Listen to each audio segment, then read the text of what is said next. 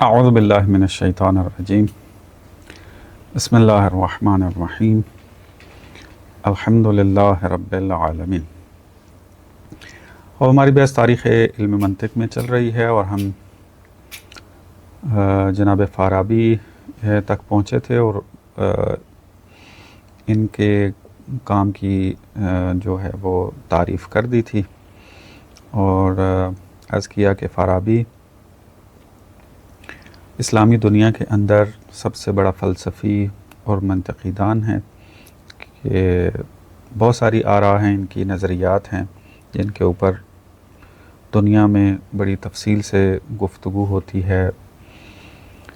یعنی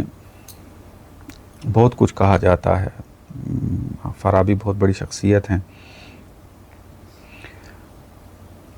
اس کے بعد فارابی کی جو کتاب تھی، عرض کیا کہ المنطقیات تھی، کہ جدید چاپ میں وہ تقریباً 4 جلدوں میں چھپی ہوئی ہے اور 9 باب کے جو ارسطو سے چلے آ رہے ہیں اس کی ترتیب پہ انہوں نے اس کو مدون کیا تھا اور جدید مباحث کا اضافہ کیا تھا انہی ابواب کے ذیل میں، کہ اگر ابتکارات فارابی کے اوپر گفتگو کی جائے تو ایک پورا یعنی سیریز چاہیے کہ اس پہ گفتگو کی جائے کہ ابو نصر فارابی نے منطق کی دنیا میں کون سے جدید نظریات کا اضافہ کیا ہے۔ ان میں سے ایک کیا تھا کہ فارابی نے علم کو تقسیم کیا تھا تصور اور تقسیم کی طرف، تصدیق کی طرف۔ اس طرح بہت سارے آراء اور بھی ہیں، تفصیلات ہیں کہ وہ پھر زیادہ ایڈوانس لیول کلاسز کی سطح کے ہیں، ابھی یہاں پر اس کو بیان نہیں کر سکتے۔ اس کے بعد جو مرحلہ آتا ہے وہ ابو علی سینا کا ہے، کہ ان کا پورا نام علی الحسین بن عبداللہ بن الحسن بن علی بن سینا، پورا اس طرح یعنی پورا وہ شجر نسب کے ساتھ جو بیان کیا جاتا ہے، لیکن وہی ابو علی سینا یاد رکھیں، باقی انٹرنیٹ پہ آپ کو اویلیبل ہیں۔ اس میں ابو علی سینا سے مشہور ہیں یہ، اور یہ کہاں سے تعلق رکھتے ہیں؟ افغانستان، ان کے والد جو ہیں وہ بلخ کے تھے، افغانستان کے، اور ان کے والدین جو ہیں وہ پھر بخارا میں منتقل ہو جاتے ہیں، شفٹ ہو جاتے ہیں وہاں پر، اور بخارا جو ہے وہ آج کل موجودہ ازبکستان ہے، ازبکستان کی ریاست جو ہے وہاں پر رہائش پذیر ہو گئے تھے، اور بخارا کے اندر ہی جو ہے وہ 10 سال کی عمر میں انہوں نے قرآن مکمل کیا، فقہ، ادب، فلسفہ اور طبی علوم کے حصول میں پھر اپنا جو ہے وہ سفر انہوں نے جاری رکھا۔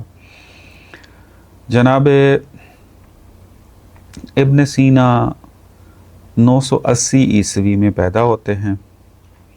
کہ اسلامی تاریخ جو ہے یہ صفر کے مہینے میں 370 ہجری قمری، 370 ہجری قمری، اور عیسوی جو ہے وہ 980 بنتے ہیں۔ بہت عظیم شخصیت، نابغہ ترین شخصیت آپ کہہ سکتے ہیں پوری دنیا کے اندر۔ اگر نابغہ شخصیات کی لسٹ بنائی جائے تو سر فہرست، سب سے سر فہرست جو ہے وہ ابن سینا ہوں گے۔ ابن سینا کی ایک خاصیت جو سب سے زیادہ ہے کہ میرا خیال میں بہت ہی کم لوگ ہوں گے ایسے کہ جن کے اندر یہ خاصیت پائی جائے کہ ابن سینا استاد کے پاس نہیں پڑھے ہوئے، بلکہ جس استاد کے پاس بھی بھیجا جاتا تھا ان کو پڑھنے کے لیے انہی کو پڑھانے لگ جاتے تھے۔ یعنی کوئی عجیب ذہانت تھی اس بندے کو خدا نے دی ہوئی تھی، ایسے ایسے سوال کرتے تھے اپنے استاد کے اوپر کہ استاد دنگ رہ جاتا تھا۔ اس کی اگر تھوڑی سی آپ نے جھلک دیکھنی ہو تو ہاں، ابو علی سینا کے اوپر جو ڈرامہ بنا ہوا ہے یا فلم بنی ہوئی ہے اس کو دیکھیں تو ایک جھلک جو ہے اس کے اندر پائی جاتی ہے جس میں اس بات کو فلمایا گیا ہے کہ کیسے اس نے تعلیم حاصل کی ہے۔ بہرحال ابن سینا جو ہیں وہ اپنی علمی دنیا کے اندر انہوں نے بہت زیادہ نام کمایا ہے،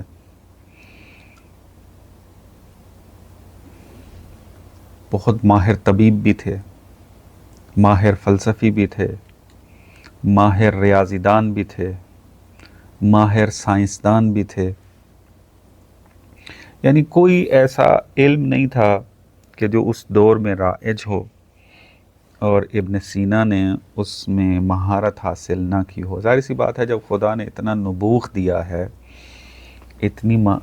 جو ہے وہ ذہانت دی ہے، تو ایسا بندہ پھر مختلف علوم میں اس کو جب بروئے کار لے کر آتا ہے، استعمال کرتا ہے، تو وہ پھر نابغہ مختلف علوم کے اندر اپنی صلاحیتوں کو دکھاتا ہے۔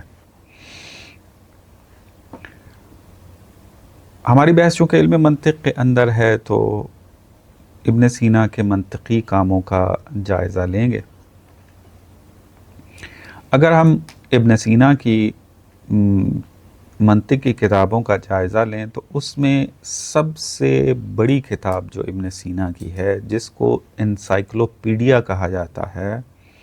مختلف علوم کا انسائکلوپیڈیا ہے، وہ کتاب ہے الشفاء۔ الشفاء یہ مختلف علوم کے مجموعے پر مشتمل ایک دائرۃ المعارف ہے، جس میں انہوں نے منطق پہ تفصیل سے لکھا، ریاضیات تفصیل سے لکھی، طبیعیات تفصیل سے لکھی، اور فلسفہ جو ہے وہ تفصیل سے انہوں نے وہاں پر بیان کیا۔ تو شفا کا ایک حصہ جو ہے وہ منطق الشفا ہے، یعنی اس میں علم منطق کا حصہ۔ اور ابن سینا واحد وہ فلسفی ہے اسلامی جس نے منطق کے اوپر تفصیلی ترین قلم اٹھایا ہے، حتیٰ فارابی سے بھی زیادہ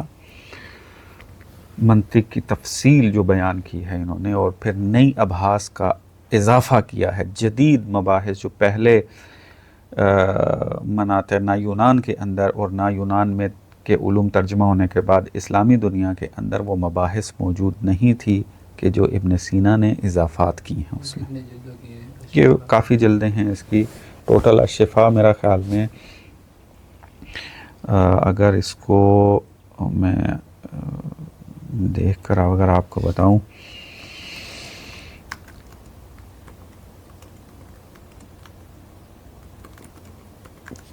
آپ کو بتاتے ہیں، چونکہ منطق مثلا 3-4 جلدوں کے ہے، اسی طرح فزکس ان کی کئی جلدوں پر مشتمل ہے، تو ابھی جو جدید چھپی ہیں یعنی چاپیں جو کہ مختلف ہوتی ہیں، اگر ہم اس جدید کتابی جو سٹائل ہے اس کی اگر بات کریں تو یہ میرا خیال میں 10 جلدوں سے زیادہ جو ہے وہ بنتا ہے۔ ہاں تقریباً یہ اس کا عربی ایڈیشن جو چھپا ہے وہ 22 جلدوں تک بھی گیا ہے، 22 جلدوں تک بھی اس کو چھپا ہے، 4 حصوں پر یہ مشتمل ہے، 10 جلدوں کے اندر بھی یہ شائع ہوئی ہے، اور جدید ایڈیشن جو ہے اس کا 22 جلدوں کے اندر بھی ہے کہ اس میں تحقیقات کا اضافہ کر دیا جاتا ہے، کتاب ذرا چھوٹی ہو جاتی ہے، مثلا پہلے رحلی چھاپ ہوتی تھی کہ بڑے صفحے کے اندر، تو وہ 10 جلدوں میں ہے، میرے ذہن میں یہ 10 جلدیں ہی تھی، لیکن جدید جو ہے وہ میرے ذہن میں نہیں تھی، اس میں ابھی بیان کر رہے ہیں کہ یہ 22 جلدوں تک بڑی چھپی ہے، کہ مثلا چھوٹی کتابیں ہو کر اس میں اس کو بیان کرنا ہے۔ 4 بڑے حصے جو میں نے آپ کو بیان کیے، اس میں ریاضیات ہے، اس میں منطق ہے، اس میں طبیعیات ہے، اس میں فلسفہ ہے، مابعد الطبیعیات، الہیات کا چیپٹر۔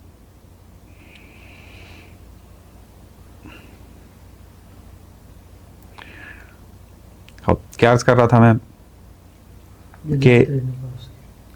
تفصیلی ترین بحث جو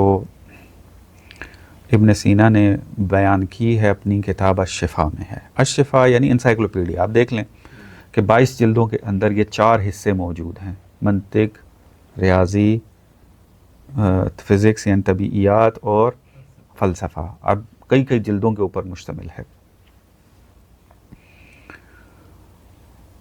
منطق شفا چونکہ زیادہ وسیع ہے، طولانی ہے، تو اس کی ایک حصہ جو ہے وہ حوزے میں یا مدارس میں پڑھا جاتا ہے۔ ہمارے پاکستان میں تو منطق رائج ہی نہیں ہے، ایک کتاب پڑھنے کے بعد جو ہے وہ تھک جاتے ہیں استاد بھی اور شاگرد بھی،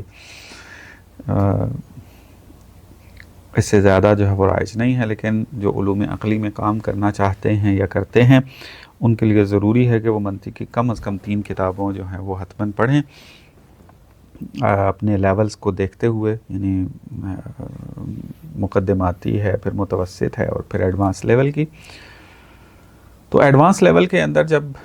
پڑھا جاتا ہے تو اس میں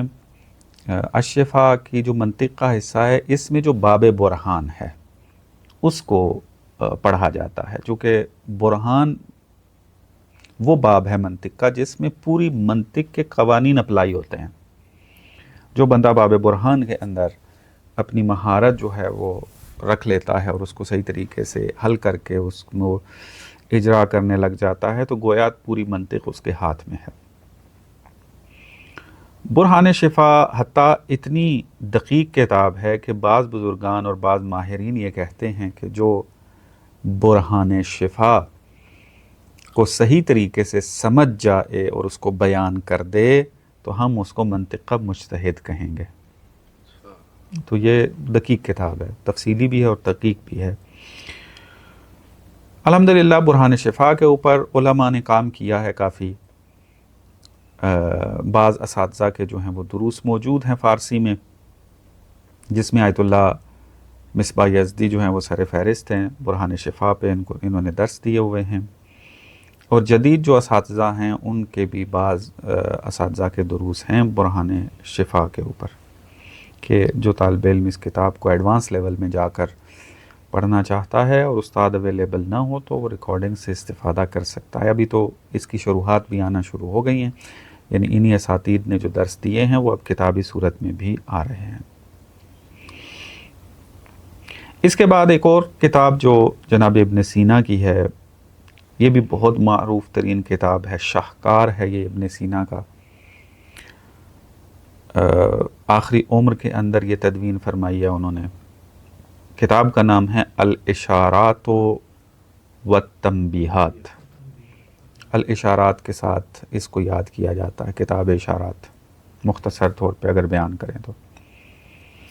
اس کا بھی پہلا حصہ جو ہے وہ منطق پر مشتمل ہے، منطق اشارات سے اس کو یاد کیا جاتا ہے،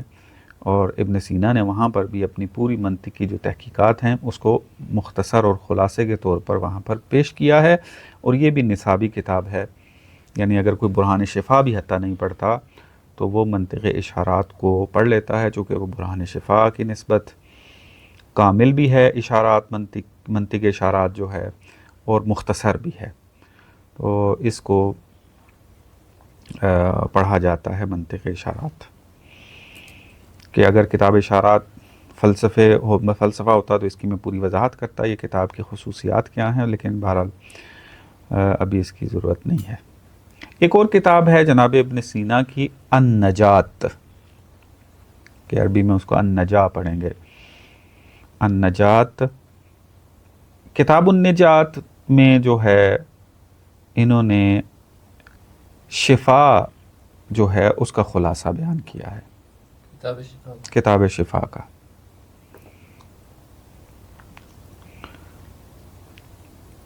اور اس کتاب میں النجا کے اندر برہان اور مغالطے کی بحث پر زیادہ خصوصی توجہ دی ہے ابن سینا نے۔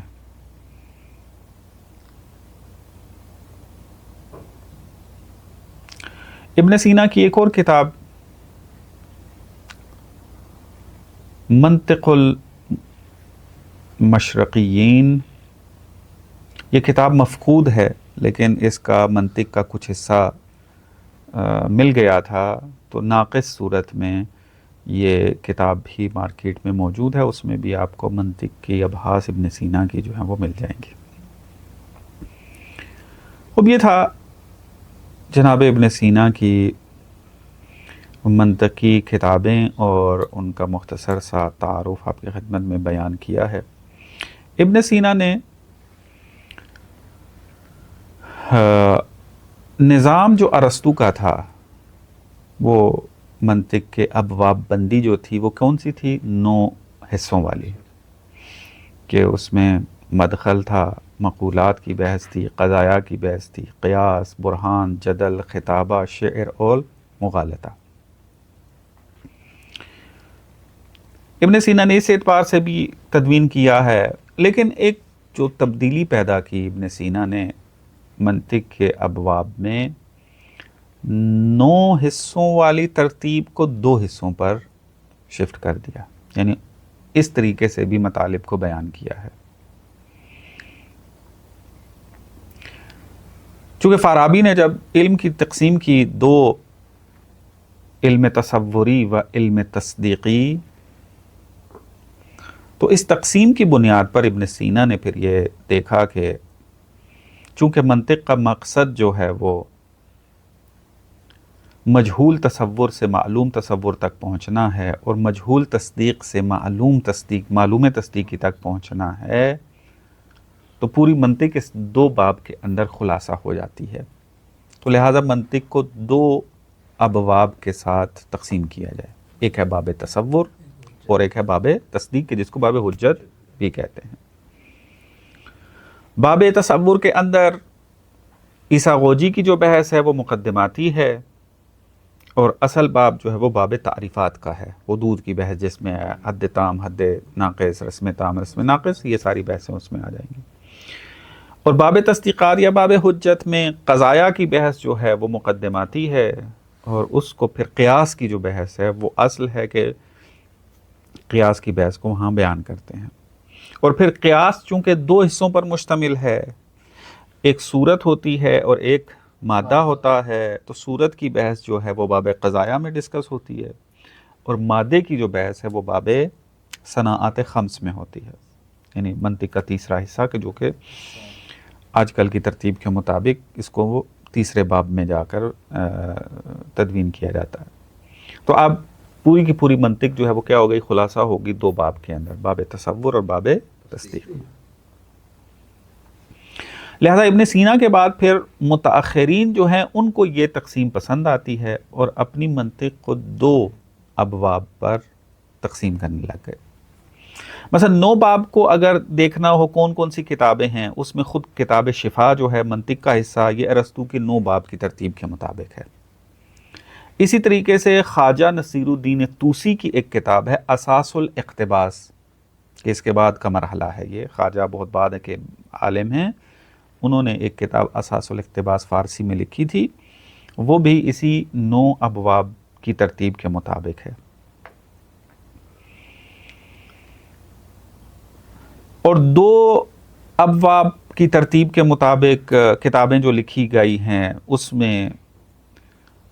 جو ہے متاخرین کی جو کتابیں ہیں، کہ ابھی ہم نے ان کے اوپر گفتگو نہیں کی ہے، اور میرے خیال میں ہم ہر ایک کے اوپر گفتگو کر بھی نہیں پائیں گے چونکہ بات بہت لمبی ہو جائے گی۔ اس میں ایک حکمت اشراق ہے، شیخ اشراق شہاب الدین سہروردی، ان کی کتاب حکمت اشراق ہے، اس کا ایک منطق کا حصہ ہے، تو انہوں نے بھی 2 باب پر مشتمل ہی کام کیا۔ اسی طریقے سے فخر رازی نے اپنی کتاب الملخص کے منطق کے حصے میں بھی اس کو 2 ابواب پر تقسیم کر کے اس کو بیان کیا۔ خونجی ایک عالم ہیں اہل سنت کے، کشف الاسرار ان کی کتاب ہے، وہ بھی اسی طریقے سے شمسیہ ایک کتاب ہے، کہ اس کے اوپر مختصر شاید گفتگو کروں میں۔ شمسیہ یہ حوزوی کتاب ہے، اہل سنت کے مدارس میں منطق کے اندر یہ کتاب ابھی بھی پڑھائی جاتی ہے، یعنی ہم منطق مظفر پڑھتے ہیں، اور یہ اہل سنت جو ہیں یا حاشیہ ملا عبداللہ پڑھتے ہیں یا شمسیہ، یا دونوں پڑھتے ہیں۔ ابھی تازہ اپڈیٹ میرے پاس نہیں ہے، لیکن یہ دونوں کتابیں اہل سنت کے مدارس میں جو ہیں وہ رائج رہی ہیں، کہ حاشیہ ملا عبداللہ بھی پڑھتے ہیں، اور یعنی تہذیب المنطق، حاشیہ ملا عبداللہ اصل میں کیا ہے؟ متن ہے تہذیب المنطق، اور حاشیہ ملا عبداللہ نے چونکہ اس پر حاشیہ لگایا تھا، اس وجہ سے اس کو حاشیہ ملا عبداللہ کے نام سے یاد کیا جاتا ہے۔ اور ایک کتاب ہے شرح ایک شمسیہ، کتاب الشمسیہ، اور پھر اس کی شرح ہے شرح شمسیہ کے نام سے، وہ رائج ہے۔ خوب یہ والی کتابیں جو ہیں وہ بھی تصور و تصدیق 2 ابواب پر مشتمل، ترتیب جو ہے اس کے مطابق ترتیب دیا گیا ہے اس کو۔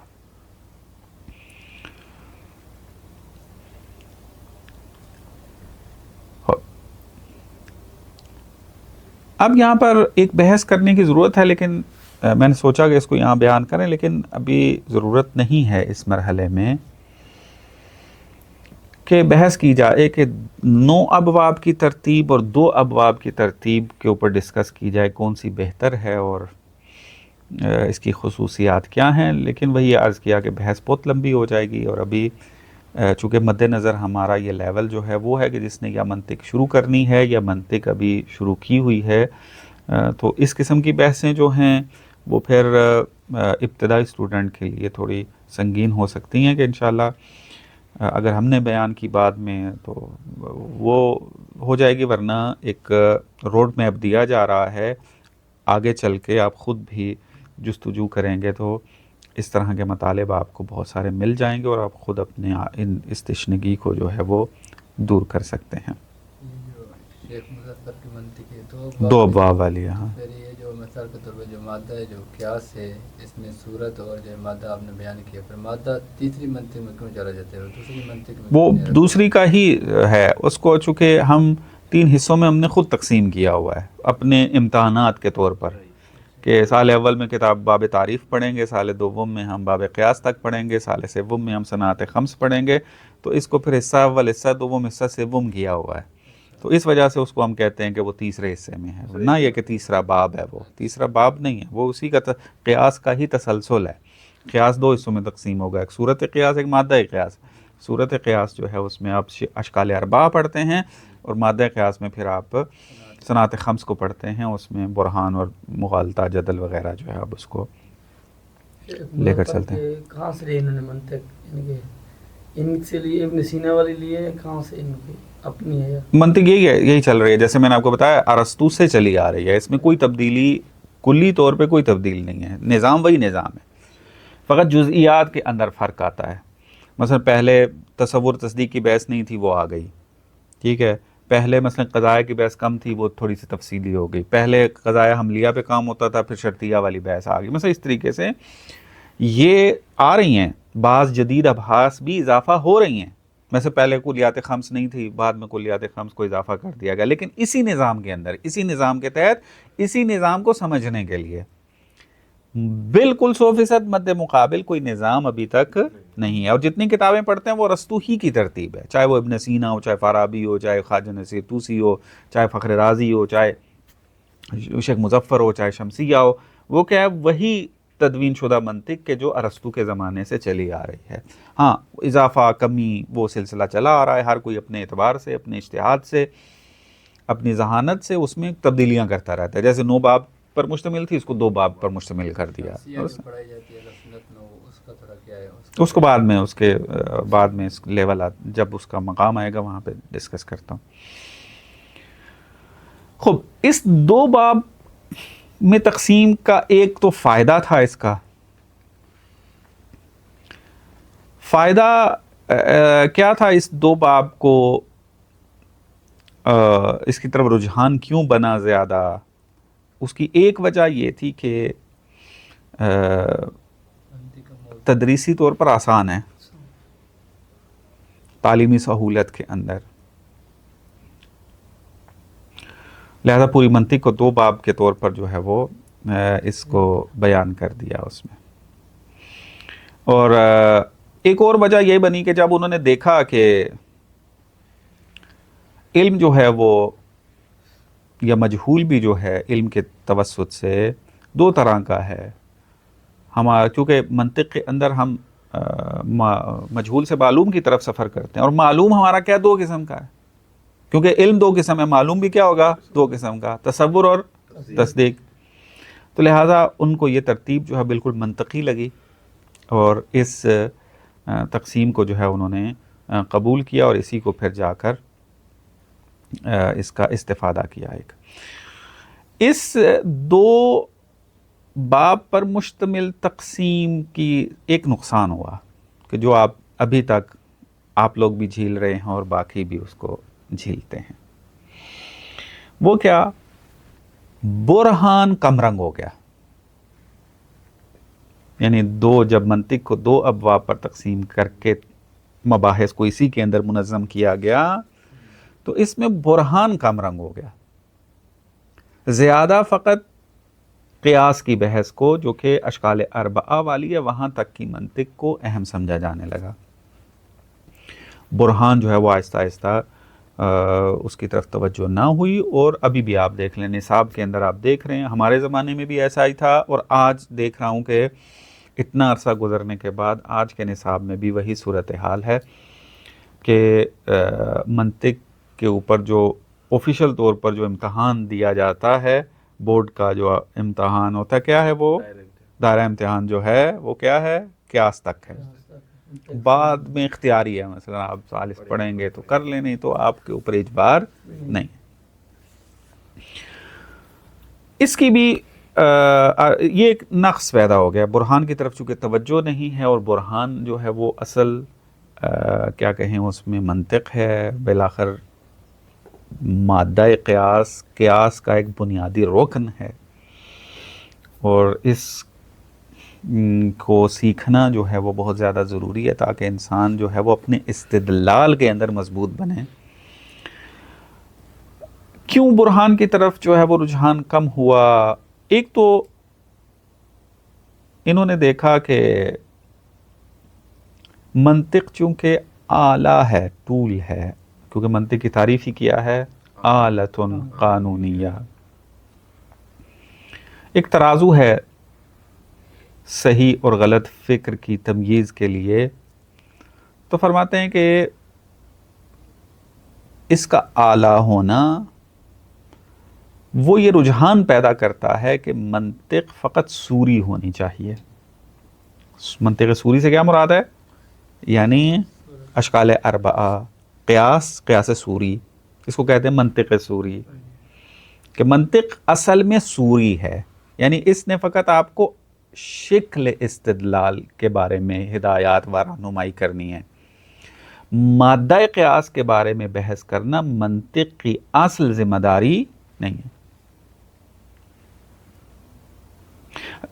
کہاں سے پیدا ہوا؟ اس کے آلۃ قانونیہ ہونے کے فکر سے جو ہے وہ ہمارے متاخرین بزرگوں نے اس کو منطق سوری سے تفسیر کیا، اور مادہ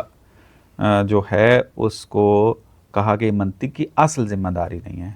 مادہ قیاس کا تعلق جو ہے وہ باقی علوم کے ساتھ ہے، کیونکہ مادہ قیاس کسی بھی علم سے ہو سکتا ہے، اور وہ مادہ جو ہے وہ درست ہے یا غلط ہے یا اس کے اندر کیا شرائط ہیں، اس کو تشخیص وہی علم دے گا کہ جس سے وہ مادہ یا قضیہ جو ہے وہ مربوط ہوگا. تو منطق کا تعلق جو ہے وہ پھر اس سے نہیں بنتا. لہذا یہ فکر منطق سوری کی طرف لے گئی، منطق مادی کو پھر اصل منطق شمار نہیں کیا گیا، اور برہان پھر وہاں پر توجہ نہیں رہی. ایک اور وجہ شاید یہ بھی بن سکتی ہے، یہ تو منطقی دانوں کی وجہ بیان کر رہا ہوں،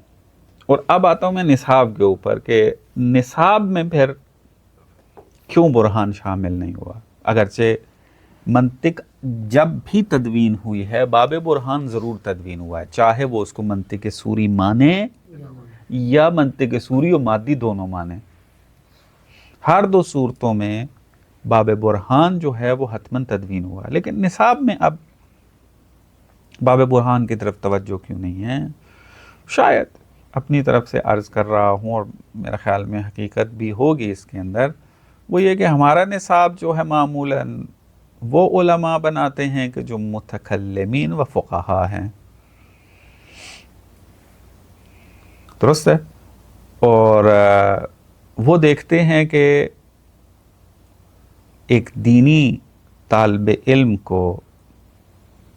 دینی تعلیم کے اندر منطق کتنی ضروری ہے. وہ دیکھتے ہیں کہ فقط یہی باب تعریف پڑھا ہو، باب قیاس پڑھا ہوا ہو، میجر جو منطق کے مفاہیم ہیں، استدلال کرنے کا طریقہ، اس کے اشکال، وہ سیکھ جاتا ہے. اور علم کلام میں بھی انہی چیزوں سے استفادہ ہوتا ہے. اگرچہ علم کلام کے اندر صنعت خمس کا بھی استفادہ ہے، جیسے مشہورات ہیں، جیسے مسلمات ہیں، درست ہے، ان سے استفادہ ہوتا ہے، لیکن برہان جو ہے اس کی طرف توجہ زیادہ نہیں ہوتی، کیونکہ برہان میں جس یقین کی شرط لگائی ہے وہ یقین قابل حصول اتنا زیادہ نہیں ہے. بہرحال تو ہمارے بزرگوں، مثلا آپ لمعہ کے اندر بھی دیکھیں، مجھے جہاں تک یاد پڑتا ہے، اگر میں اشتباہ نہ کروں، شہید ثانی نے ذکر کیا ہے کہ ایک مجتہد کو کتنے علم کی ضرورت ہے. شاید باب قضاء میں ہے یہ بحث یا کہاں پہ، مجھے یاد نہیں ہے. ابھی اپنے زمانے میں جب پڑھی تھی تو اس میں انہوں نے حد اقل منطق کو ہی بیان کیا تھا کہ اس سے زیادہ پڑھنے کی ضرورت نہیں ہے، کافی ہے ایک فقیہ بننے کے لیے. تو اس میں یہ برہان اور یہ صنعت خمس اور یہ چیزیں شامل نہیں تھی. اسی طریقے سے مثلا جناب آیت اللہ خوئی جو ہیں، وہ جب باب اجتہاد میں مجتہد کے بارے میں علوم کون کون سے ضروری ہیں اس کی جب بات کرتے ہیں، اس میں منطق کا کوئی اہم کردار نہیں بیان کرتے.